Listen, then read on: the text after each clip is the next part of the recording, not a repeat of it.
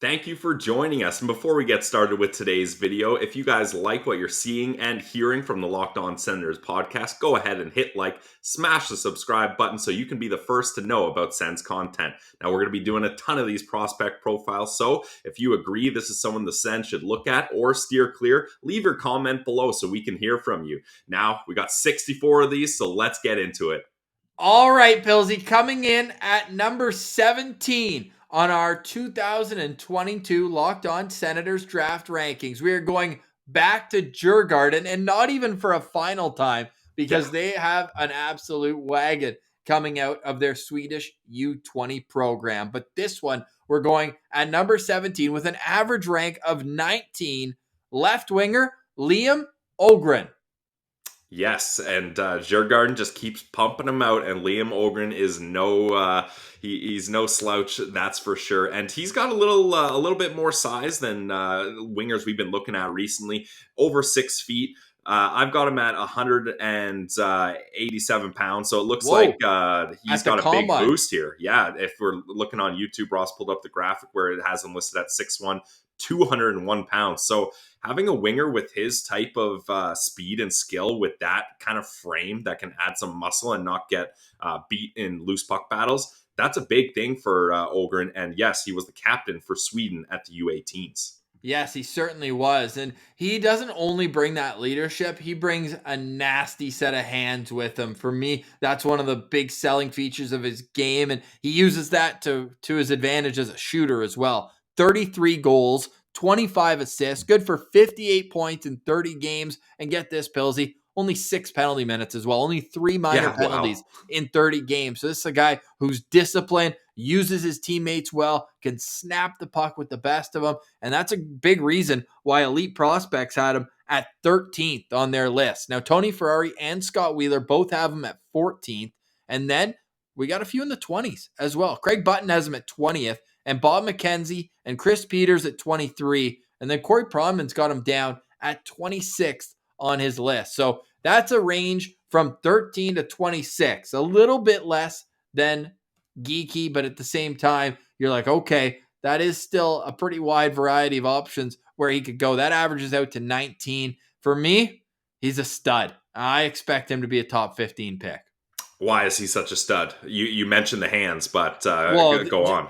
The offensive ability that he brings to every shift. I love his compete level. I love his stride. I love the way that he skates, man. There's a YouTube video called Liam Öhgren scoring more goals. And you can just see, and then it's Cam Robinson, who we're going to have on our mock draft. And don't be surprised if the range that we have Cam on for, if Öhgren goes in that range. Because, dude, I mentioned his hands and how it opens it up for him. A few of these shots, man, like he comes in and he just changes the angle with his hands and boom, he's able to just snap it in. And he's bigger than, like, I would probably have him ahead of Lekkerimaki, his teammate there. Lekkerimaki has the elite shot. And sure, we always talk about what's that one separating quality that you're going to bring to the table. Now for Öhgren, I'd say he's got a couple very, very good qualities, maybe none as good as Lekkerimiki's shot. But everything else, the whole package, the larger frame, the way he moves, the way he can view the play offensively, and then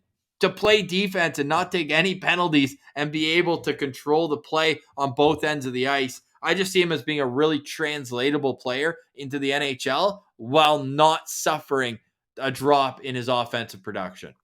Yeah, and I think I would agree with you that he doesn't have that shining, defining attribute like Lekkerimaki and Östlund do, but I still think his shot is something to take a look at here, because when I was watching highlights of him, what he was able to do is he's able to use that shot from range, and that's such a nice ability to have as a winger, that he can just confidently just rip shots from the hash mark, kind of float back a little bit farther away from that home plate area, but still have that same success rate that he would if he was closer to the net and in more of a high danger scoring spot there. And I think he's a good skater too, which is why he's great in transition, because he's able to use his edges, and then he can kind of start on a guy and then have a quick burst of speed to get around him. Once that defender's bit on one of his moves, then he can just burst right by him. And then you combine that with the hands like you talked about. Like, he doesn't always have to kind of hezzy hay people and get them shaken. He could just beat you straight up. He's like, here's the puck. Try to go for a quick poke check, whoops, and just dangle it right by you, and then he's gone.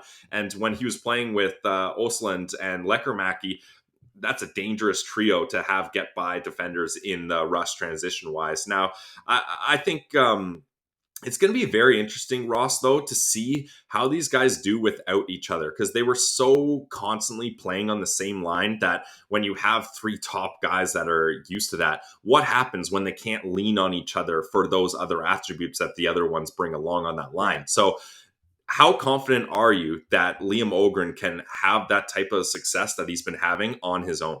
I'm very confident. And just like reading what Wheeler has to say about him got me fired up. This is a quote from Wheeler's write-up. His offensive arsenal is multifaceted, and he's got some real sneaky craftiness and evasiveness to his game Yep. that are that complement the tools of strength over the puck through his shot that are so obvious. So to me, those are all things that are going to translate to the next level, no matter who you throw him on a line with. Now, I'm just like eyeing Vancouver with this. We know they love their Swedes. They just signed that Minnesota first round pick who didn't end up earning a contract. And part of the reason why, not to get off track, is they got a second round pick as compensation. But it was a good flyer. They like their Swedes. And I just picture him one day being the left winger for Elias Pettersson and just seeing like the skill, the way that he can bounce off his teammates just works so well. So I don't have a problem with this. I think that the one thing holding him back from being a top 15 guy for sure, is he's not like the most explosive skater in terms of straight line speed. I think his agility is just fine, but he's not going to be an Alex Formenton. For earlier in the episode, we talked about how he just has that, speed burst button that he can just hit. He doesn't have that, but he's just such a well-rounded player that pops offensively. So to me, this guy's if he was a centerman, we might be talking about him even higher, but I like him on the wing. I don't think he's going to move from that by any stretch, but I think that he's a fantastic player. And again, watch for him at Vancouver at 15. That to me just seems like such a natural fit. Yeah, and that's the thing. His range is probably right around there. Like, I would say it's a little tighter than Geeky, probably like 12 to 18 type range. It kind of seems that way.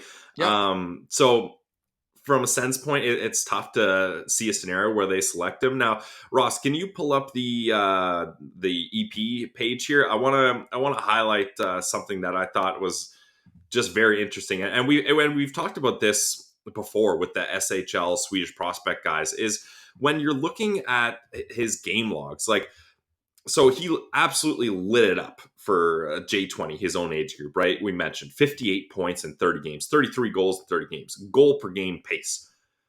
Then you go to the SHL, 25 games, only 1 goal, 1 assist. Now, we know that to be very typical. That's usually how it happens. Now, Ross, for people watching on YouTube, scroll down to his game logs.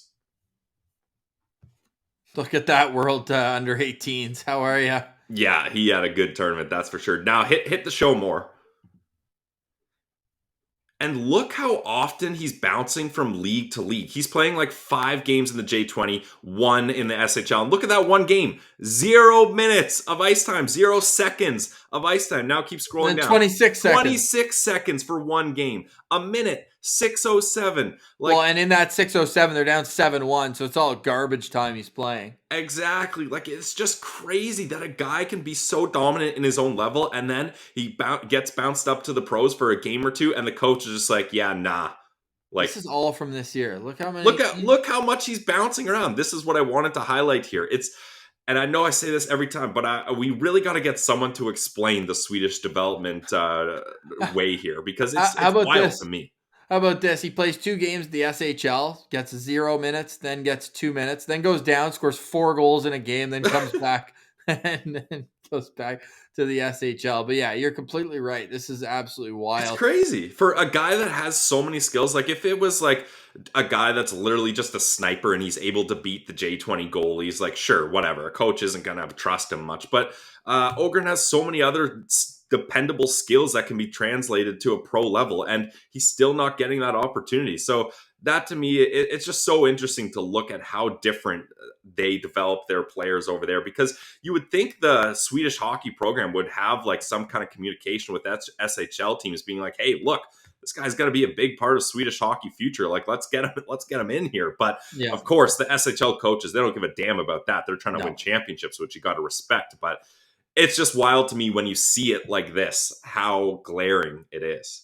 Yeah, well, what's glaring to me is 2 goals and an assist, 3 points in a 6-4 victory in the Clutch Gene. gold medal game against Team USA, a stacked Team USA thing. Right now, he's scheduled to stay in Djurgardens, and they actually got relegated from the SHL. So That's crazy. kind Wow. of speaks to the fact of how poorly the numbers are there. That team was just bad, straight up bad. So I'm curious to see, does he come over to North America earlier rather than go to the Allsvenskan? That's going to be worth noting as well. He's born January 28th. He's obviously a left shot, left winger, and he is signed for next year in the Swedish, I was going to say the SHL, but that ain't it for Djurgården anymore, Yeah. at least for now. Wow. So very interesting prospect, but Pilsy, I got him at 4.5 stars. I think this would be an awesome addition to the Sens prospect pool. But are you saying 4.5 stars, throwing out the notion of the Sens being able to draft him? Because you've done that for a couple of the ratings here. Does that, so you'd be 4.5 stars, and you want them to I would say trade up is probably more likely than trading No, down. No, trading up from second round. we're not playing this. We're not playing this anymore. Yes, if the Senators somehow picked in the range of 15 to 25, Okay. I would love. But I just mean how he would fit into the organization. Okay. There's certainly players that I'm going to think are better and give them 5 stars going forward here. So I would say at 7, he would probably be my 13th choice. Yeah, that's definitely fair. Which is higher than where we have him here at 17. But I also think that once Bob McKenzie and Craig Button's final rankings come out, he's going to move up to probably 16 or 15 on our list. Yeah, it'll be interesting to see how that's affected. I got him at 3 stars. I just think there's so many other guys I would be banging on the table for if they're gonna trade up or down. And I think he's good, but I really am a little bit nervous about how he's going to do on his own. Not because I don't think his skills are translatable, but just because he got so comfortable, and just seeing those SHL numbers of a coach being like, yeah, I can't use you here. Like, even like the only times he was getting minutes was garbage time games on a bad team. So that just gives me a little bit of pause here, even though I know that's typically the case for those guys. But I would just be, there's guys that I have highlighted over him that I would go for here. So 3 stars for me.